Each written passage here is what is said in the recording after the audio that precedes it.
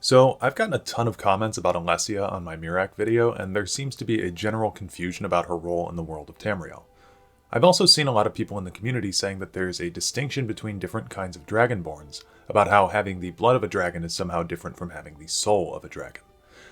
The point is that there's a lot of conflicting opinions on what it means to be a Dragonborn in this community, which is what inspired me to make this video. I'd like to use this video as a showcase of Dragonborns throughout the series, and perhaps we'll find some interesting conclusions along the way. And just in case you listen to these videos rather than watch them, I do put words on screen and quotes and whatnot. If you're unsure where the information is coming from at any point, it's likely on screen, and if it's not, I figured it was self-explanatory. I'll leave a note about this at the end as well, but the YouTuber Imperial Knowledge and I have been talking back and forth a bit here and there, and I know he's going to have a Dragonborn themed video on his channel at around the same time that this one drops, so please leave him a like or a comment from me after you watch this video. Also, before you leave a comment yourself, you can check the pinned comment as I usually leave something there as well. Okay, let's go.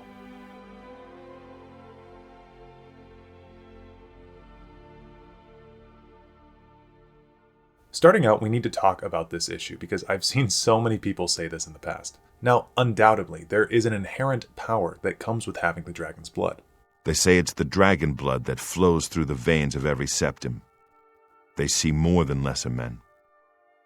Though after thoroughly researching the history and metaphysics of what we know of Dragonborn people, there is zero distinction here between Dragonborns that have just dragon's blood or just the dragon's soul.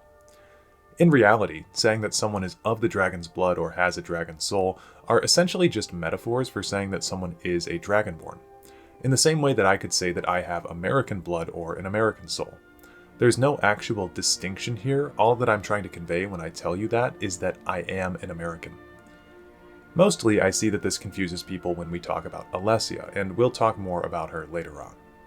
For now, what you need to know is that she is stated to have been gifted specifically with Akatosh's dragon blood, but again, there is zero distinction between blood and soul. However, it is because she's never stated to have had a dragon soul, people often lump her and the Dragonborn emperors that came after her into their own camp of Dovahkiin. In the other camp, then, are figures like the player character from Skyrim, the last Dragonborn, and characters like Wolfhearth and Mirac, where people claim that they have dragon souls, which distinguish them from the Dragonborn emperors. This is extremely easily debunked by a handful of things, even just in Skyrim. First off, we have Arngeir. We are here to guide you in that pursuit, just as the Greybeards have sought to guide those of the dragon blood that came before you. You are not the first. There have been many of the dragon blood since Akatosh first bestowed that gift upon mortal kind. Here, in this dialogue, Arngeir claims that the last Dragonborn has the blood of dragons, just like the many that came before them, so this would lump in any other Dovahkiin who came to High Hrothgar at one point as well, most notably Tiber Septim himself, who is, of course, a Dragonborn emperor. Next is Esbern. Here's the blood seal. Another of the lost Akaviri arts, no doubt triggered by, well, blood. Your blood, Dragonborn. This is a scene that I'm sure people often forget about when they make this claim. The blood seal used at Skyhaven Temple is opened by the blood of a Dragonborn, and when your character offers their blood to the seal, it opens. Pretty self-explanatory here, but for clarity's sake, this links the last Dragonborn's blood with the blood of the Riemann lineage, who were, of course, Dragonborn emperors. Finally, we have everyone's favorite dragon, Paarthurnax. Ah, yes! Sosedu Vlostmul! The dragon blood runs strong in you. It is long since I had the pleasure of speech with one of my own kind. So, you have made your way here to me.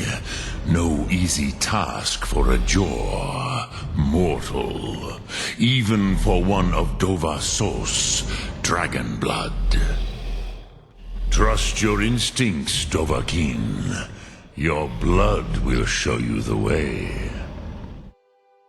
Here we have Paarthurnax directly stating that we are of the Dovah Sos, which he immediately translates for us as dragon blood.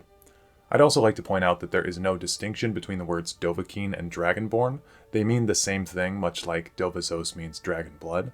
Dovahkiin is simply how you say Dragonborn in the dragon tongue.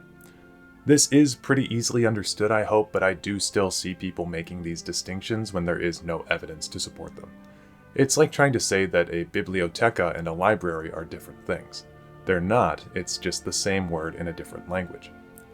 So, if you think or ever thought that having the blood of a dragon was somehow different from having the soul of one, or that being a Dovahkiin was different from being a Dragonborn, this should clear things right up. Miraak, Alessia, Riemann, Tiber Septim, and the last Dragonborn, and many others, all were Dovahkiin and all had the dragon's blood. I did go digging a little further to see if there was any distinction I was missing out on, so I took to Reddit, as I usually do when I'm writing these videos, just to see what the consensus is from people who may know a little bit more than I do. Now, Reddit is a weird place, obviously, but it's also got some nice resources. r/testlore is a great place to look for lore discussion, so I made a post on there asking about this blood versus soul thing. I received a really helpful comment from Reddit user u/Dovah of the Voice, who seemed to think that it was, of course, Michael Kirkbride who may have made things confusing for people around this issue. Kirkbride and confusing go together like peanut butter and jelly, so this doesn't really surprise me. We are going to have to talk about him briefly here, so stick with me. I like Kirkbride's art a lot, and I really like a lot of the lore that he helped to establish. I have a great respect for his creativity, and I hope that he's doing well in life. But I'd also like to remind people that Kirkbride didn't invent this series. He was not the lone creative mind behind all of the interesting things in this universe, so when he says something, especially when it's an out-of-lore statement, people don't need to treat it like it's gospel. MK has some brilliantly written lore, but just as much stuff that confuses it all up. Anyway, that's my little Kirkbride rant. By now, you're probably wondering what he said that confused everything up in the first place. Someone asked MK on a forum about how Miraak could be the first Dragonborn when it had been assumed for a long time that Alessia was. Again, we'll touch on her later. On November 1st, 2012, Kirkbride responded to this thread, and he stated that Alessia didn't have the power to absorb dragon souls. Hers was a much more nuanced power, to dream of liberty and give it a name, and on her deathbed make covenant with the Akka Tusk. Again, special thanks to Reddit user u/Dovah of the Voice, who helped me find this quote. He wrote afterwards, and this is important, so please listen. What people tend to miss or gloss over is that MK is specifically talking about Alessia here. And Alessia already has plenty of other metaphysical stuff going on, so this fits right in. He isn't making any comment about her heirs or any other Dragonborn emperor, and if they are any different from a Dragonborn, like Miraak or the LDB. So, there you have it, the genesis of the idea that there are different types of Dragonborns. As Dovah of the North points out though, this idea is supposed to be taken as just one of Alessia's powers, not a facet of all of those with the dragon's blood.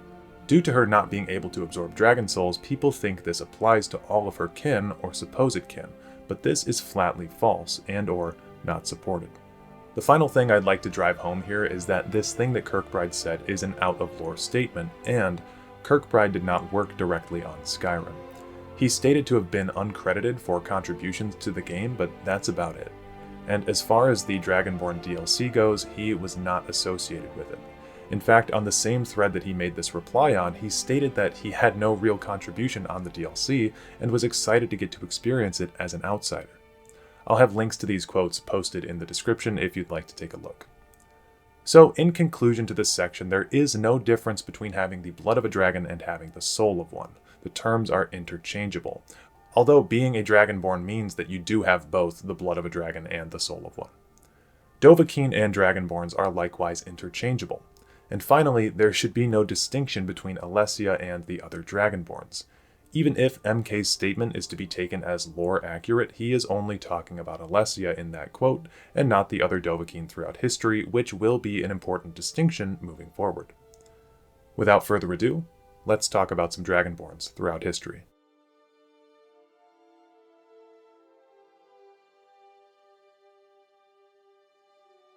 While it may not be the beginning of Dragonborns as a whole, we're going to begin with the Emperors of Cyrodiil here, as I think they're the group of Dragonborns that most people would be familiar with, and it's a decent spot to showcase some of the oddities of what it means to be a Dovahkiin and how difficult it is to connect some of them.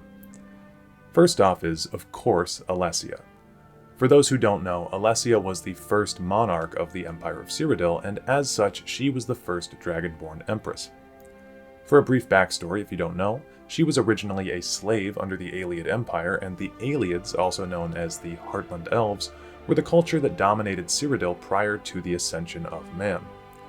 The Ayleid culture practiced Daedra worship, and the princes that they devoted themselves to aided in flooding the heart of Tamriel with Daedric armies in order to enforce their will. Alessia, a woman from the proto-imperial race of people known as the Needs, was a slave under the Ayleid Empire. She prayed to the dragon god of time, Akatosh, to intervene and help in this broken world. Pitying the state of men on Tamriel, Akatosh struck an accord with Alessia. And Akatosh drew from his breast a burning handful of his heart's blood, and he gave it into Alessia's hand, saying, "This shall also be a token to you of our joined blood and pledged faith. So long as you and your descendants shall wear the Amulet of Kings, then shall this dragonfire burn, an eternal flame, as a sign to all men and gods of our faithfulness. So long as the dragonfires shall burn, to you and to all generations, I swear that my heart's blood shall hold fast the gates of oblivion." From this event, the Alessian slave revolt took place, and that is why sometimes you'll hear Alessia referred to as the Slave Queen. During this time, Alessia was aided by Kinnereth and allied with everyone's favorite Star-Made Knight, Donal Whitestrake, and by his cousin Morahouse the Half-Bull Demigod, who would later become Alessia's consort. This is the type of stuff people forget about when they say that the Imperials have weak lore.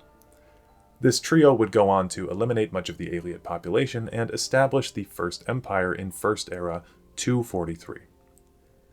However, the point of all this is really that Alessia was gifted the dragon's blood from Akatosh himself, thus making her a Dragonborn, and all of her heirs thereafter Dragonborn as well.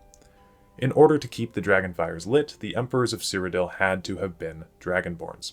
Also, importantly, the Amulet of Kings could only be worn by a Dragonborn, so if we ever see someone with it on, that essentially confirms their status as a legitimate ruler of the Empire. There was also a complex ritual that existed between the Emperor, the Amulet, and the Dragonfires, which made it so the world was protected from Daedric invasion when a true dragon heir was on the throne. Whether or not all of the rulers to come after stem from Alessia's lineage is up for debate. This divine lineage is in fact very confusing because there were not great records being kept about the Emperors of Cyrodiil at this point, and there are many missing names from our list of leaders. We do know that the son of Alessia and Morahouse, Belharza, who was an actual, literal Minotaur, was the second Emperor of Cyrodiil. Being the son of a Dragonborn, it stands to reason that he was also one. However, it is never directly stated if the emperors after him were his spawn. It is safe to assume that they were Dragonborn emperors, but again, it's not ever directly stated, so we really can't know. I mean, things are already getting complicated here by the third Emperor of Cyrodiil.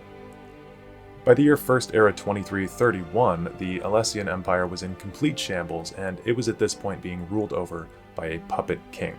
Sometime between the events of First Era 2331 and First Era 2703, a man by the name of Riemann Cyrodiil would be born, and would shake up the status quo of the broken Alessian age. According to the Riemannanda, which is a mythological telling of Riemann's birth, Riemann is stated to have been created via the union of a man named King Hrol and the spirit of Alessia.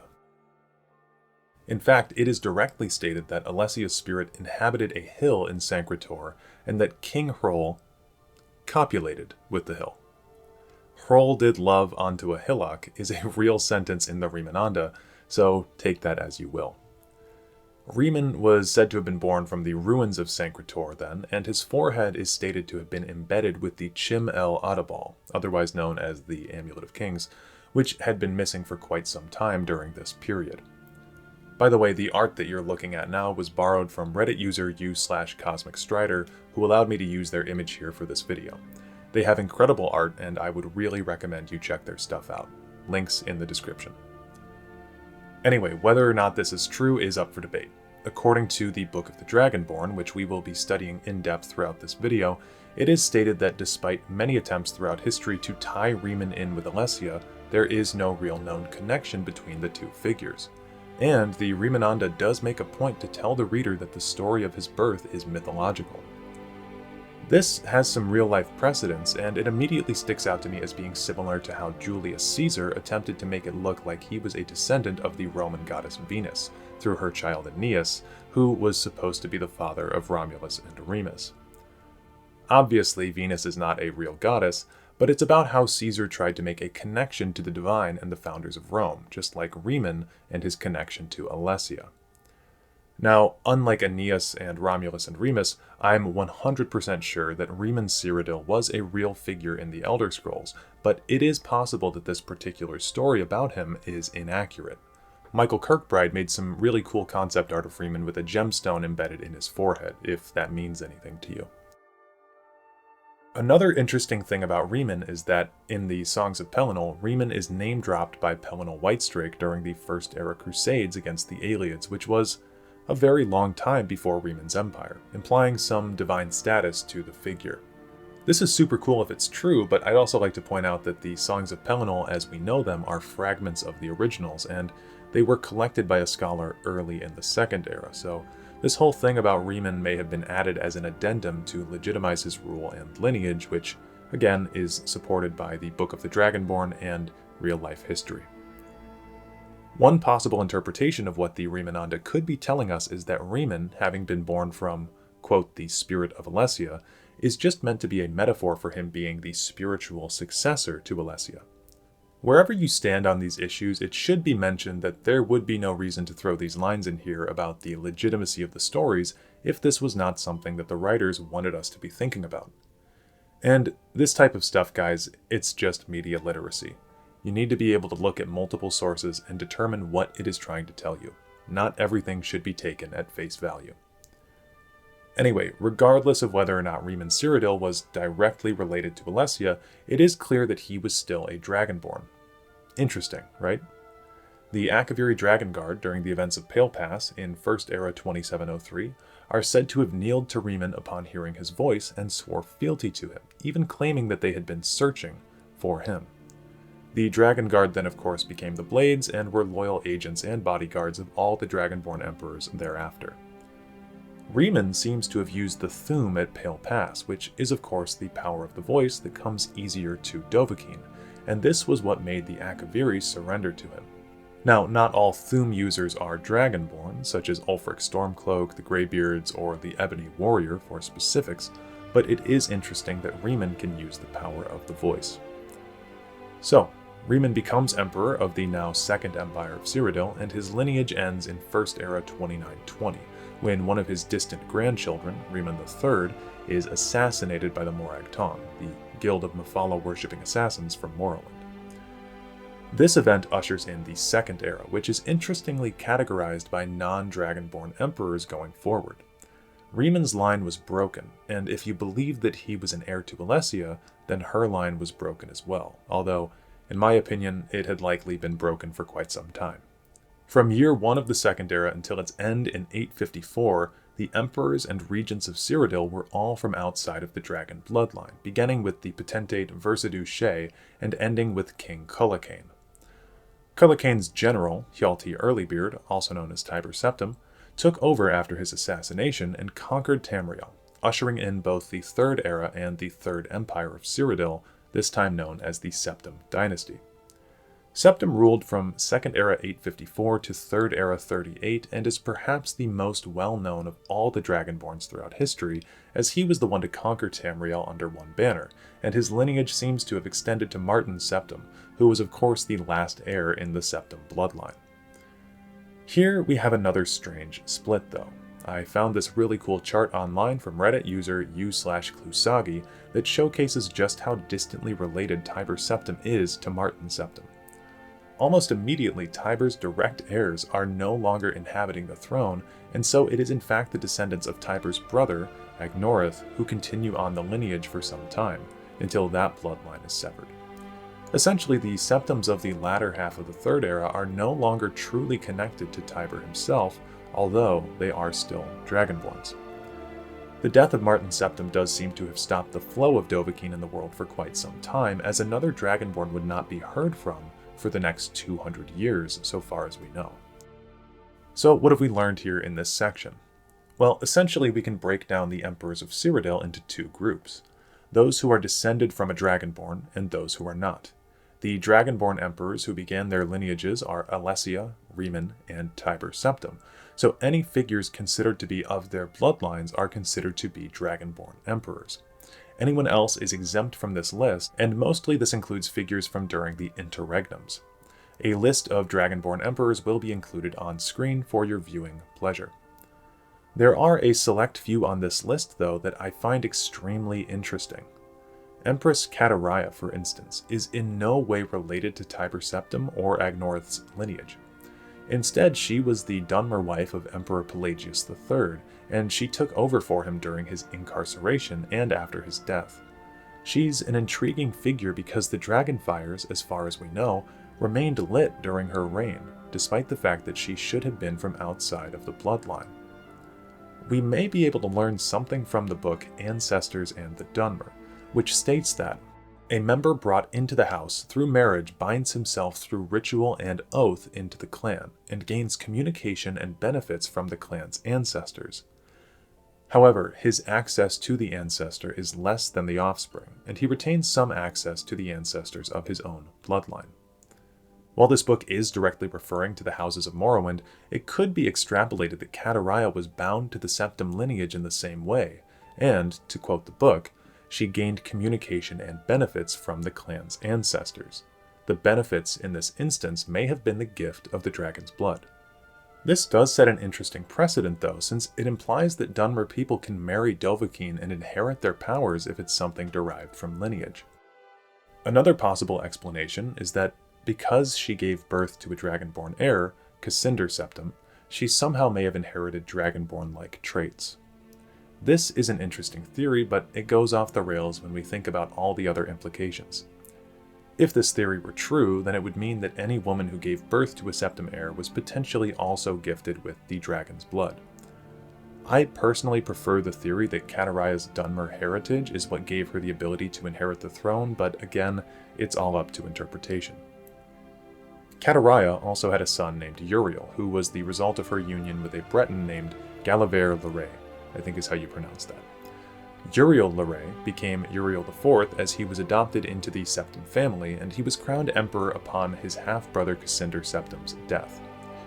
In order for Uriel to have worn the Amulet of Kings and relight the Dragonfires, he must have been connected to the Septims in some sort of way, or a Dragonborn at least somehow, which does give some legitimacy to Kataraya's Dragonborn status. So then, after Uriel IV's reign, he was succeeded by his cousin, Sepphoris Septim II, who is stated to have been more closely related to the Septim lineage than Uriel's son. A cousin is the child of one of your parents' siblings, right? So we're talking about someone who was either Kataraya's nephew or Galaver Lerai's nephew. This doesn't sit quite right with me because at this point we're in full-on crazy town, not connected in any way to Tiber Septim or Agnorth Septim at all. However, if Agnorth Septim was Tiber's brother and still able to continue the lineage, then I suppose the offspring of Kataraya's brother or sister somehow may have been able to continue the bloodline on, but again, it's really bizarre and flimsy and actually points to the fact that the Dragonborn status may come directly from the Amulet of Kings, rather than being a purely hereditary trait. And this is confirmed by my new favorite lore book, the Book of the Dragonborn, which states that very few realize that being Dragonborn is not a simple matter of heredity. Being the blessing of Akatosh himself, it is beyond our understanding exactly how and why it is bestowed. Those who become Emperor and light the Dragonfires are surely Dragonborn. The proof is in the wearing of the amulet and the lighting of the fires. But were they Dragonborn and thus able to do these things, or was the doing the sign of the blessing of Akatosh descending upon them? All that we can say is that it is both and neither, a divine mystery. And I think this really does a great job at showcasing this. The Septim Dynasty is clearly not piloted by pure heredity, despite the fact that the Elder Scrolls 4 load screens may be trying to gaslight you into thinking otherwise. Patrick Stewart Septim, Uriel Septim VII, is by all accounts not a blood descendant of Tiber, and you can quote me on that. So what does this tell us? Well, it showcases that at the end of the day, being a Dragonborn is ultimately up to Akatosh. He is the one who originally gifted Alessia with the power of his bloodline, so it stands to reason that he can really grant his power to whomever he wishes. It does seem that there is some sort of ritual between the Amulet of Kings and the Dragonfires that bestows the Dragonborn status on those who participate in it, but it's ultimately somewhere between heredity and blessing. For instance, it can't be a purely hereditary trait, because if that were the case, every Minotaur who are claimed to be descendants of Alessia and Morahouse would then potentially be Dragonborns. There are some standout Minotaurs like Belharza, as we talked about, who was a direct son of Alessia, and Damahouse, actually from ESO, was pointed out to me as being a potential Dragonborn, as he claims that his line is unbroken, and he has some serious powers. But anyway, Minotaurs by and large would be considered to be continuations of the Alessia and Morahouse lineage, and that's just something I don't see as canon. It would be super cool if that were true, but I doubt it. In the Elder Scrolls Online's Dark Brotherhood DLC and their Somerset chapter, they both respectively included documents from in-universe scholars who claim opposing viewpoints, one that's pro-Alessian descendants and one that's anti-Alessian descendants. I prefer the version where they're all somehow related to the Slave Queen because I think that's just a lot more interesting, so in my eyes this is further proof that there's definitely a bit of a ritual and blessing involved with being a Dovahkiin Emperor, and it's not purely hereditary. In fact, if we look at the Elder Scrolls Online, we get to see Varen Aquilarius attempting to become a true Dragonborn heir in order to legitimize himself as a true Cyrodiilic Emperor, but this ritual goes completely sideways. Whether this was due to Mannimarco's tampering or Akatosh deeming Varen unworthy is unknown, but it's certainly interesting nonetheless. One final note about the Dragonborn Emperors is that, due to non-hereditary necessity that we just discussed, I do find it all the more compelling that Riemann was not in fact biologically related to Alessia, but that the story was more meant to be poetic in nature. So, I made 5 bullet points, and I'll include timestamps to refer back to this section on screen rather than in the description. Bullet point number 1. Alessia founded the Empire and was the first Dragonborn to rule Cyrodiil. Bullet point 2. There were 3 emperors who had Dragonborn dynasties, Alessia, Riemann, and Tiber, and all of their offspring were Dovahkiin as well. Bullet point 3. All emperors who can wear the Amulet of Kings are considered to be Dragonborn, and the amulet and the Dragonfires keep Daedric invasion from happening. Bullet point number 4. The dragon's blood grants those who have it certain abilities which are beyond that of the normal races. And bullet point number 5.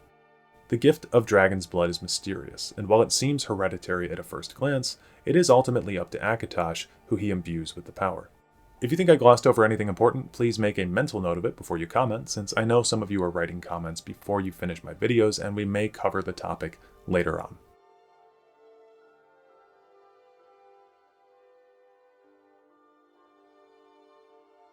So this section is going to be about the Nordic heroes of old and a few oddball characters that we have as Dragonborns. We're going to start with Miraak, since he's claimed to be the first after all. Miraak canonically predates Alessia. He is the oldest Dragonborn that we know of, actually. He's from the Merethic era when the Dragon Cult ruled over Skyrim. Not only is Miraak older than her, but the Nord heroes that you meet in Sovngarde are likely much older than her as well, and a select few from those heroes will admit that they too are Dovahkiin. Hail, Dragonborn! That honor is also mine. To our shared birthright, you'll bring new glory. So then, why is Alessia referred to as the first Dragonborn? Well, simply put, she's the first Dragonborn Empress, and Miraak and the other Dragonborn heroes from Skyrim were, honestly, not that important to the Imperial culture at the time of the First Empire's founding. Let me go into some American history with you guys. If I asked you who the first American president was, I'd imagine that most people would say George Washington. And in this, you'd be both correct and incorrect. There was a guy before Washington, His name was John Hanson. Before the Constitution was penned in 1787, there was a different document that bound the United States together, and this document was called the Articles of Confederation. For all my American viewers, some neurons might be firing right now that haven't been used since middle school social studies. The Articles of Confederation were written during the American Revolution, and they were ratified in 1781. Under the Articles, John Hanson became elected as the first president of the Continental Congress. Now, this position was drastically different from what the President of the United States' later role would become under the Constitution, but that's just the point. George Washington and John Hanson both held the same title. Well, to an extent, but a different office. John Hanson's role in the world was not really that impactful. He was basically there to be a moderator for the Continental Congress. So America has largely forgotten about John Hanson. In fact, I would challenge you to find a normal person on the street who even knows what the Articles of Confederation are, let alone this random guy. And this, ladies and gentlemen, was only 6 years prior to the Constitution being written. This is not ancient history or something like that. If we take a look back at Mirac, he really does remind me of John Hanson, someone who history just forgot about. This is someone from the Merethic era, a timeline known for not having kept records well.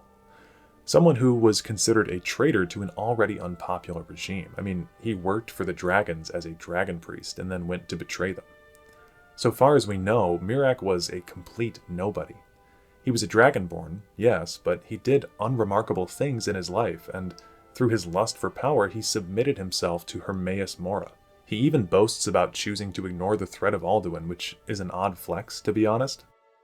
Then Mirac was defeated by Valak the Jailer, who appears to have just been a normal guy, a normal dragon priest, and he became trapped inside of Apocrypha thereafter. He's like a comedy of errors. He's like if you saw your high school valedictorian working as a pooper scooper at the parade. It's just pathetic. So much wasted potential. And somehow Mirac is still Skyrim's best main villain. So I'd ask you, why would the Empire of Cyrodiil care about Mirac? The answer is that they wouldn't care about him at all. Hell, they probably didn't even know about him. To the Empire, Saint Alessia was the first Dragonborn. She was the first of the Dragonborn emperors, and as such, the title stuck with her, because for all intents and purposes, she was the beginning of a new era. She was the George Washington, and she founded her United States right in the center of Cyrodiil. And let's not forget that, as a meta thing, Mirac is a retcon, right? We can all agree that Mirac was not a pre-planned thing. If you want to take a step back from the Elder Scrolls universe and look at this from a writer's perspective and not have any fun, then the real answer to how Mirac is the first is that the writers wanted him to be, so they made him up. But in universe, Mirac, or any of the Nordic Dragonborn heroes that came after him, to be honest with you, were simply not important enough to have been granted the title of first. John Hanson, by the way, was not the president of the Continental Congress for the full 6 years until the Constitution was written. There were other men that came after him until Washington, and you can essentially think of them as the Dragonborns that came after or were contemporary with Mirac. Outside of those non-interesting Nordic heroes, we of course have Wulfharth, who is a relatively intense character to discuss. Wulfharth is technically an Atmoran, not a Nord, and was from the First Era, hailing of course from his home continent of Atmora. Eventually, Wulfharth migrated to Skyrim. While in Skyrim, Wulfharth became the High King in First Era 480, and I'm going to try to give a Cliff Notes version of some of his lore, as much of it's not that necessary to discuss for the overall themes of this video. There are some really awesome pieces of lore associated with Wulfharth. It's suggested that he could turn himself into literal storm clouds, and from this is actually where Tiber Septim gets the name Talos Stormcrown. But I'm getting ahead of myself. Essentially, Wulfharth dispelled the Alessian order from Skyrim and restored the old Nordic pantheon. At some point thereafter, the Nords were all unable to grow past the age of 6 due to a plot by the Nordic god Orki. Using the power of the voice, Wulfharth restored the Nords back to their original ages, but was himself rapidly aged in the process and died as a hero to the Nordic people. Then, during the battle at Red Mountain, Shor resurrected Wulfharth's body, made of ash this time, and used him as a general, and Wulfharth was then known as the Ash King. Elder Scrolls Online adds in some extra lore about him being called from Sovngarde via a shout by Yorn the Skald King as well, which is pretty cool. Normally this is when the story of Wulfharth ends, but according to the lore book The Arcturian Heresy, Wulfharth is said to have been the Underking and aided Tiber Septim during his reign. This is a big topic for debate, and the mainstream idea is that Zurin Arctus, Tiber Septim's trusted battle mage, is the true identity of the Underking. But in a one-sentence summary of a very complicated issue, the Arcturian Heresy points to Zurin and Wulfharth fighting, Wulfharth the Underking dying, then Zurin rising as the new Underking, and both of their souls sort of melding into the Mantella, and then Tiber Septim walks in and uses the Mantella, and when he dies, the three of them rise together as Talos, comprised of each of their souls in an Oversoul. I know, it's a lot. Thankfully, this debate doesn't really apply to the video at hand, so I'll save that whole discussion for a separate video. Feel free to tell me how you feel about the Arcturian Heresy down below though, as I'd love to hear your opinions on it, but I'm trying to make this already complicated video less complicated than it needs to be. The only note that I will end on here is that in Morrowind you can meet an aspect of Talos, and his name is Wolf, so that's fairly compelling evidence for you heresy heads. Anyway, that's Wulfharth. He was an immensely powerful being, obviously, and this is a further way to point at the raw abilities possessed by Dragonborn beings if they unlock their true potentials, unlike Miraak, who is a wimp. Wulfharth was also granted the title of Ysmir, or Ysmir, meaning Dragon of the North, which is a title also held by Tiber Septim, the last Dragonborn, and Pelennor Whitestrake. Of these four characters, 3 are known Dragonborns, which further connects these characters together under one banner, unifying that having dragon's blood and the dragon's soul are not different things. As to where Wulfharth received his powers from, it could have either been a hereditary situation where either his mother or his father was a Dovahkiin on Atmora, or it could have been a situation where Akatosh just simply thought to bless him. We have no Amulet of Kings for him, so a ritual is out of the window, essentially. Miraak, on the other hand, cannot be a hereditary case since, if he was the first Dragonborn, it would stand to reason that his mother and father were not Dragonborns, so he too must be the product of a random blessing by Akatosh. And then finally, we'll just touch a bit on the last Dragonborn from Skyrim. Obviously, this character's race and background are ambiguous, despite it being likely that in canon they are a Nord. I don't really enjoy talking about lore for TLD because until Test 6 comes out, we won't know what's actually canon from the storyline, but we can safely assume that at least the main quest and the Dawnguard and Dragonborn main quests are canon. So we know that the last Dragonborn is granted the title of Ysmir from the Greybeards. We know that they are of the dragon's blood due to the multiple mentions of it that I played earlier, and we know that they are an extremely powerful being, befitting of the title of Ysmir, no doubt. The last Dragonborn, though, being a blank slate of a character, doesn't really tell us much about the issue of heredity. The last Dragonborn's parents are never implied to have been Dovahkiin, and there are no instances where you can imply that they were.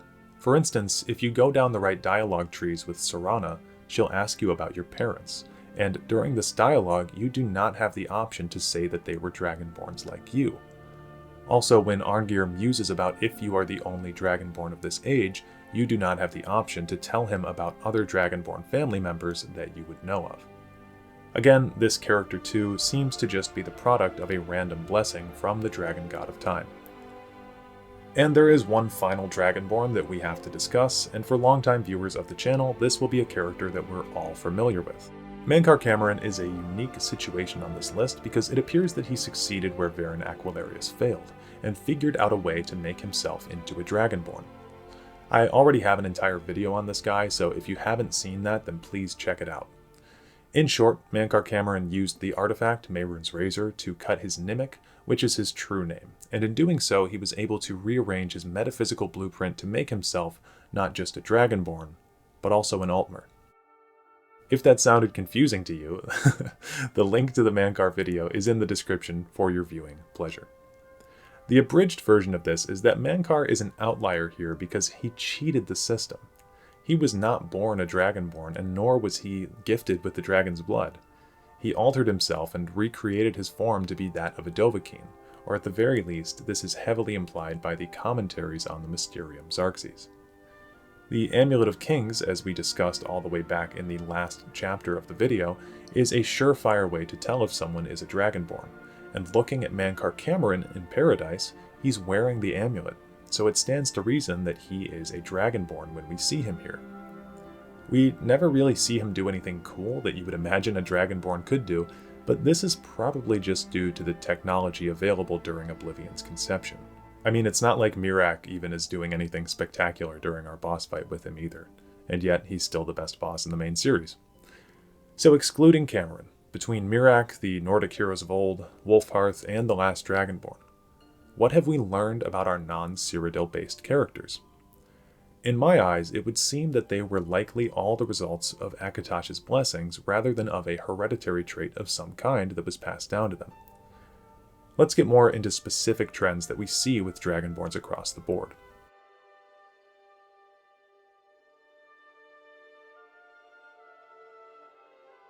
So we've talked about Dragonborns throughout history and their places in the world and highlighted some unique abilities along the way.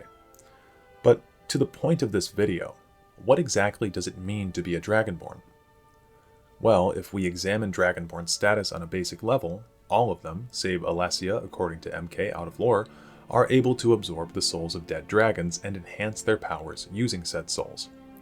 In fact, because of this ability, Dovahkiin are supposed to serve as the ultimate dragon slayer, according to the Akaviri Dragon Guard and the Blades.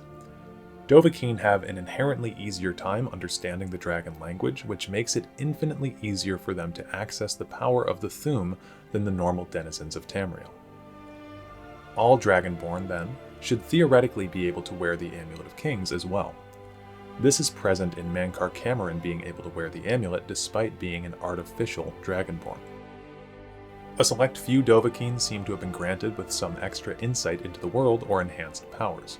Again, MK's statement about Alessia says that hers was a much more nuanced power, to dream of liberty and give it a name and on her deathbed make a covenant with the Aka Tusk. Uriel Septim VII is heavily associated with dreams and prophecy, as can be seen in the intro to Oblivion, though this may be unrelated to his Dragonborn powers.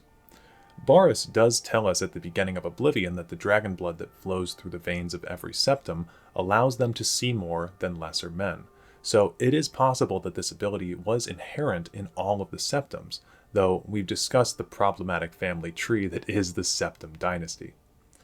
Wolfhearth is perhaps the Dovahkiin associated with the most unique powers, as he was said to have been able to literally transform into a storm cloud, reverse the ages of all of the Nords, and was resurrected by Shor himself. Of course, our own player character in Skyrim has the potential to be the most powerful character in the game, which reflects their own raw strength as a Dragonborn character. The title of Ysmir is both associated with powerful Dragonborn characters and with Shezarines, manifesting in TLD, Wolfhearth, Tiber Septim, and Pelennor Whitestrake.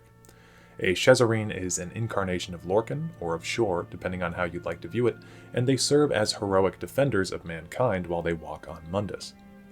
Pelennor and Wolfhearth both waged wars almost exclusively on elven races, with Pelennor having a hatred for the Ayleids and Wolfhearth's eyes more set on the Dunmer, specifically the Tribunal. Tiber Septim conquered all of Tamriel, and during his conquests he waged war with essentially all of the Tamrielic elves. And finally, of course, the last Dragonborn, if you do the main quest, is forced to skirmish with the Thalmor. I will also mention this just for completionist's sake, but the Creation Club, which I don't take as canon content, does have a book called Vonos' Journal, which states that the Dovahkiin and Alduin the World Eater are fragments of Akatosh's soul. This seems to imply that Dragonborn characters are literally pieces of Akatosh's very being. The reason I don't like this is because the Creation Club content is just mods that Bethesda approved for sale, and I guarantee that this book was not written by one of the lead writers. I could be wrong, but I'd genuinely rather take Michael Kirkbride's out-of-game statements as more legitimate lore than anything produced on the Creation Club. So, with all of that information present, what is a Dragonborn? Simply put, a Dragonborn is a figure who was blessed by Akatosh and granted access to divine powers should they seek them out. Some Dovahkiin may never have used their powers, like Antiochus Septim, for instance, whom we know barely anything about, while others are essentially defined by their powers, like Wolfhearth. For many years, the Dragonborn status was bestowed to the heirs of the Ruby Throne in order to keep Tamriel safe. But since the sacrifice of Martin's Septum, the borders between Mundus and Oblivion are secured, with no need for the Amulet of Kings or the Dragonfires any longer. Thus, the Dovahkiin have seemingly declined in their frequency. But at the dawn of one of Tamriel's most dangerous threats, the return of Alduin the World Eater, it should be no surprise that once more Akatosh blessed a mortal with the gift of the dragon's blood. Being a Dovahkiin is less about your lineage and more about your purpose, your potential, as it would seem Dragonborn people have an infinite supply of it. An important thing to note here is that it seems like the dragon's blood is not a blessing that can be removed or reversed once it's applied. Perhaps being granted Dragonborn status changes your Nimic on a fundamental level where it cannot be reversed, and we see this again in Mankar Cameron's transformation. This means that no matter how much evil a Dragonborn brings into the world, their power cannot be undone. Totema, the Wolf Queen of Solitude, who we skipped over earlier, was of course a septum, and it was perhaps due to her dragon's blood that she was so capable a necromancer. Miraak is another good example of a Dragonborn who turned dark and never fully conquered their own powers. It's cliché, but Miraak's biggest downfall was trusting Hermaeus Mora's power instead of looking inward and trusting his own. The things that a Dragonborn is capable of are innumerable, and so they can both act as pillars of good or pillars of destruction, but it is ultimately up to them to claim their own destinies. In conclusion, a Dragonborn is perhaps the most powerful status that a mortal can be bestowed with in the Elder Scrolls universe. It grants you access to incredibly powerful physical and metaphysical abilities, and a connection with the dragon culture and the dragon god of time himself. Those who are blessed with this divine gift are often those who shape the world around them. I hope that you walk away from this video with a better understanding of what it means to be a Dragonborn. It's definitely a muddled spot in the lore because there are so many different abilities that come alongside it, but I would like to think that we did a good job here today covering all of our bases. I mean, we even touched on Minotaurs, so I think we did a pretty thorough job here. Again, go check out Imperial Knowledge's Dragonborn video since my video should be up by the time that his is. I would really appreciate it if you went over there and gave him a like and comment telling him that you came here from me. He's been doing Elder Scrolls lore for a long time, and I really think you guys will enjoy his channel if you've never seen it before. I would also like to take a moment and plug my own stuff. I have a handful of other lore videos on the channel, and it would mean a lot if you guys would check those out. I'm pretty proud of how they turned out. I also play a lot of Elder Scrolls Legends, and you'll find a large backlog of videos from that game on the channel with more to come in the future. If you enjoyed this video, please let me know by liking, commenting, or sharing it, and if you'd like to stick around for more videos, please click subscribe. If you'd like a choice about the next lore video that I do, you could consider becoming a channel member, as the people who subscribe at Tier 3 are eligible for member polls, and I'll be asking them soon about what we're doing next. Speaking of my members, I'd like to give a quick shout out to all of them really quickly. That was quite a sentence. I've been speaking for almost an hour, you'll have to excuse me. Special thanks to Wet Noodle, Naji aka Tracy, Jug, B. Wolf, Aaron Dobbs, Dishonored Pro 3500, Ophelia Drowning, Ken P. Lamont Diamenti, OOP, Ruin Cod, Boris Bashinsky, Zhongjina, The Thin White Duke, Joel Evers, Debash, and Inherent Manex. Again, thank you guys all so much. I'm hoping to get started on some new content for the channel soon. Thanks so much for watching, and I hope to see you all in the next one. Peace out.